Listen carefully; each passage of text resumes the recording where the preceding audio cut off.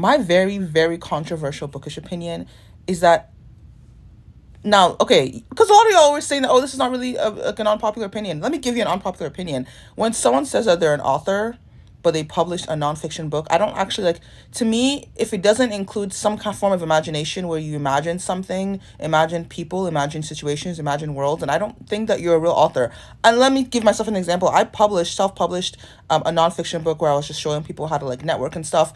When people say that, oh, so you wrote a book, you're an author, I'm like, not really. Like, I didn't build any world. I just wrote my thoughts and my feelings and, gave people steps on how to land jobs. That's like, I don't really see people that write nonfiction books as real authors. And I know this is false because obviously they are real authors, but also it's so interesting because I've been going to a lot of entrepreneurial events, and when I tell people that I love to read fiction, fantasy, that kind of stuff, people often follow it up with like they mainly read nonfiction, they like to learn, which is completely fine, totally makes sense. But oftentimes people will say like that they don't really see the point of reading fiction books, that if you're gonna read, then you should be learning something, and like they see like nonfictions as being like the real versions of book. And it's so interesting because I never say my opinion when they say that, but in my head I'm thinking that's interesting because yes, I see nonfiction as being real books that you should read. I have 2 degrees, of course I do, but then I don't really have the same amount of respect for nonfiction authors as I do for fiction authors. That is my opinion.